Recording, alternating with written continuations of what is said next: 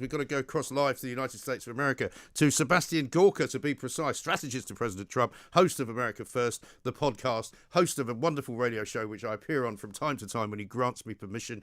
Dr. Gorka, a very good morning and welcome to you.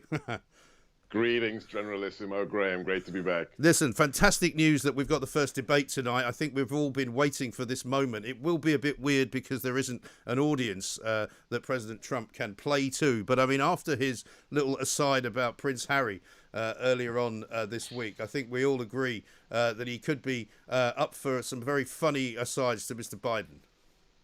It's going to be a bloodbath. You know it. We have the vice president, the former vice president, who has been campaigning from his basement for months, going up against the individual, my boss, Donald Trump, who wiped the floor with 16 other fake conservative candidates in 2016 and then beat Hillary Clinton, who, Mike, get a load of this. 4 years ago, Hillary Clinton spent $1.4 billion on becoming president. The night of the election, the mainstream media everywhere said she's got it, 93% chance of winning. The New York Times, the Huffington Post, and he crushed her. So the idea that this old geriatric senile man is going to go up against Donald Trump and impress the world is a pipe dream. So I'll be watching it, and so will tens of millions, if not hundreds of millions of people across the world. Oh, it's going to be absolutely fantastic. We got Nigel Farage coming on tomorrow morning after the event because he's watching it live.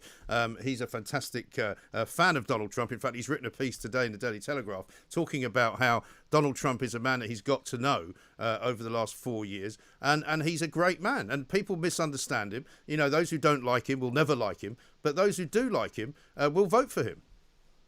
No, look, this is it's connected to what Nigel did. So whether it's Brexit, whether it's the Trump phenomena, what people want is authenticity. Yeah. They want individuals who aren't politicians. It's remarkable that this guy won election as the most powerful man in the world, became the president the first time he ran for any political office. And that's the nature of modern politics. We've had enough of career politicians like Biden who've been around for decades and decades and decades and just lined their pockets or their family's pockets with filthy lucre, whether it's his drug addict son, Hunter Biden, getting $1.4 billion with a B, $1.4 billion deals from the Chinese Communist National Bank of China, whether it's his brother Frank, who never had any background in construction or building, who one day just magically gets millions of dollars from the government to build houses in Iraq when his brother is vice president. The average Joe has had enough, and they still. And I think that the silent majority that propelled him to the White House has only expanded in the last 4 years, Mike. And also, who knew that the Bidens could be so well versed in oil refineries and oil exploration in Ukraine? I mean, what an extraordinary knowledge to have. It's quite stunning that Hunter Biden, who had never, ever had any background in energy or Central Europe or Eastern Europe or China or investment, gets a sweetheart deal from Burisma, the most corrupt energy company in the Ukraine, that netted him, just hang on a second, if you guys don't believe it, look it up on the internet, $83,000 a month. Not a year, right. A month, when his daddy was not only vice president, but was also the quote-unquote point person for U.S.-Ukrainian relations. It stinks to high heaven, and now his daddy wants to be president. It really is incredible how this system in America works, where you can be a senator and you can get very wealthy on the public purse and on the political system in the US of A. Similarly with Biden, and President Trump has pointed this out many times, this is a guy who has taken money from lobbying groups, from special interest groups, and has then gone back to Washington and sold them all down the river.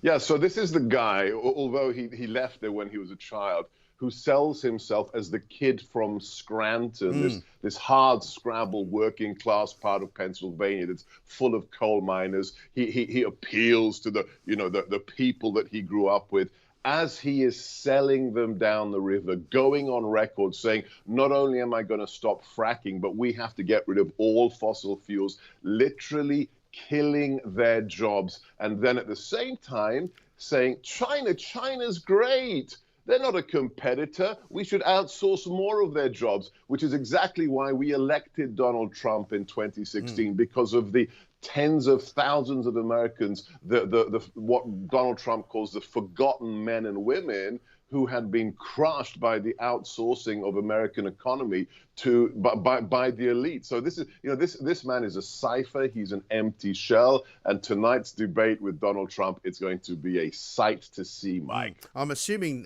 Donald Trump will also go down the law and order route, because we've seen many of these Democratic-run cities become battle zones run by militia groups who are carrying the kind of weaponry that you only see in my time anyway, in sort of war movies. They're walking around with automatic machine guns, incredible amount of guns. And I know that you're an expert in guns. I see that you've got a mug with guns on it, in fact. And there's some. I do. Having my Thai food for breakfast. There it is.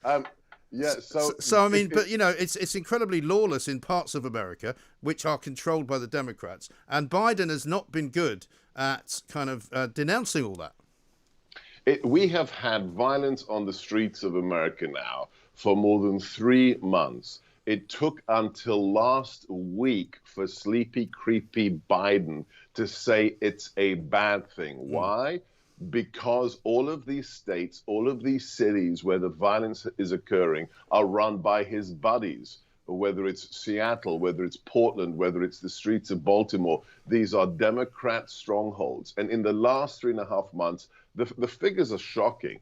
We've had more than 30 people murdered in these riots. We've had more than a dozen of them black individuals. So people are chanting during the riots, no justice, no peace, Black Lives Matter. And then a 77-year-old black retired police captain is gunned down in front of the store of his buddy who he's protecting from the rioters. Nobody cares about David Dorn. And then his widow gives that incredible speech at the RNC convention 2 weeks ago, where she says enough is enough.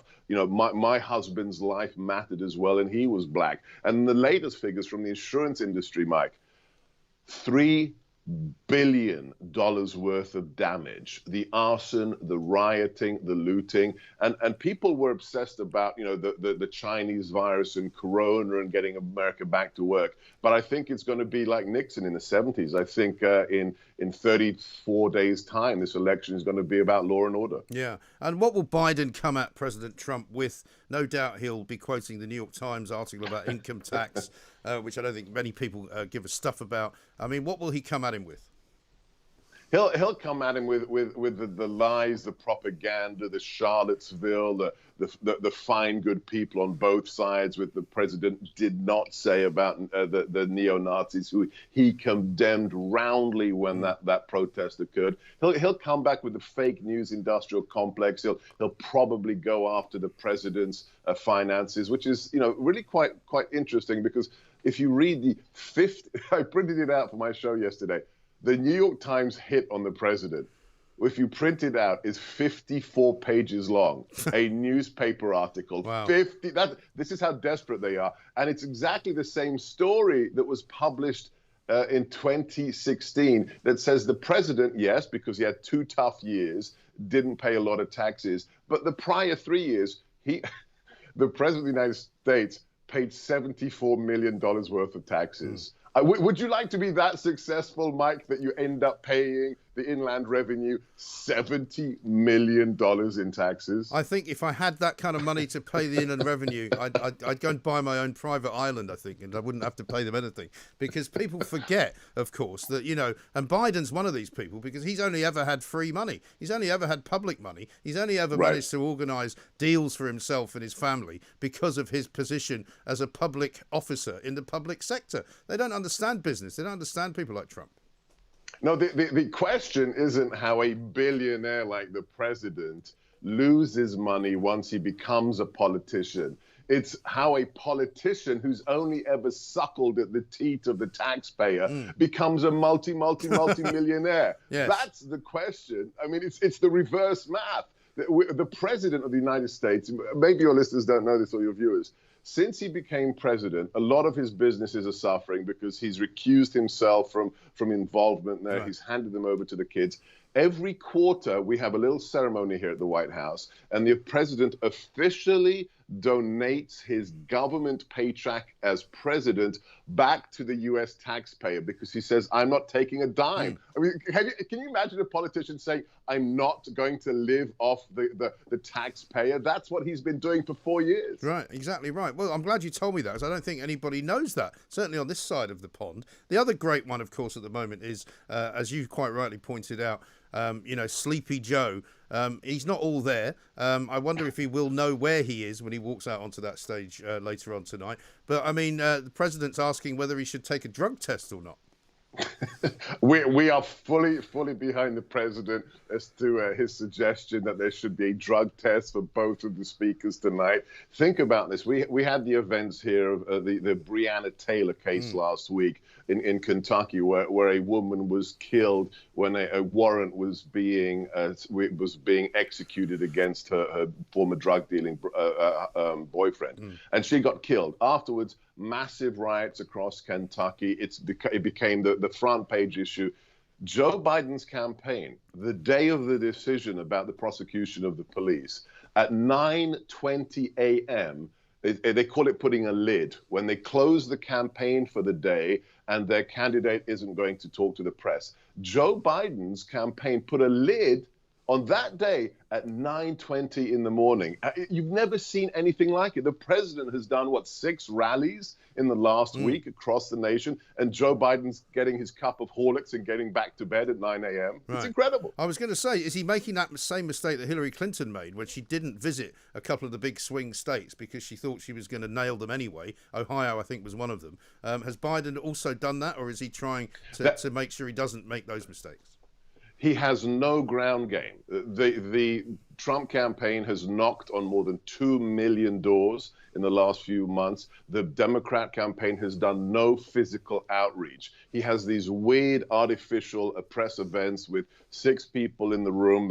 If you look at the photographs, each reporter is standing in a painted circle to maintain social distancing. It's truly something out of Aldous Huxley. It's very, very weird. And the other thing is, and this is why tonight will be very interesting, every single event that he's held in the last few weeks ended before 6 p.m.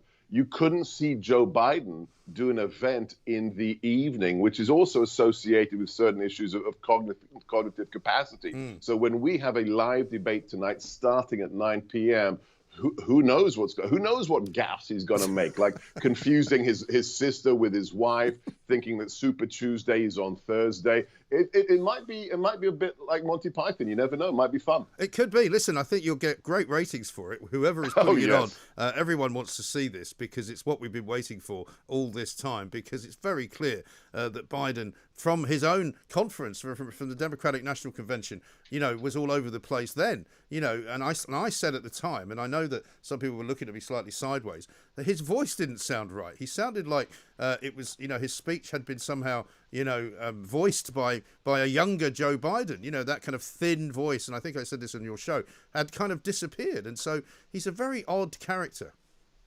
If you have any doubt that the most powerful nation in the world is having an election campaign between one of the most successful presidents in modern history and an old, wizened man with cognitive issues who's been in politics for 47 years, just do one thing, dear listeners.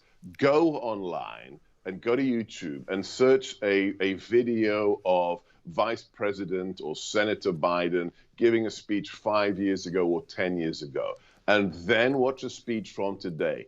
There is no question. It's like watching a man and then his old granddad in the nursing home. This man, seriously, we have one of the most sober journalists in America today. He's called Britt Hume. He's with Fox. He's been around doing journalism for more than 40 years. On a recent podcast interview with The Federalist, he said, Joe Biden has senility. He has dementia. It's not a question. And we have to remember, this is an individual who wants to control the United States nuclear weapons. The Democrat Party is running a guy who is clearly senile, who would be in control of the biggest nuclear arsenal in the world. So it's not just his corruption, it's also his health, Mike, that disqualifies him from president. And if I was President Trump, the first question would be to Joe Biden, can you please outline all of the things that you have achieved in your 45 years as a politician in Washington, D.C.? I think it'd be a very short answer. Well, no, it'd be a very long answer. I got 1.5 billion for my son. I got tens of millions for my brother. I mean, it would be about graft for his family, Mike. I mean, we'd be there all night. Right, absolutely. But incredible stuff. It's going to be fantastic. We're looking forward to it. Sebastian Gorka, thank you as ever for joining us on the Independent Republic of Mike Graham, strategist to President Trump.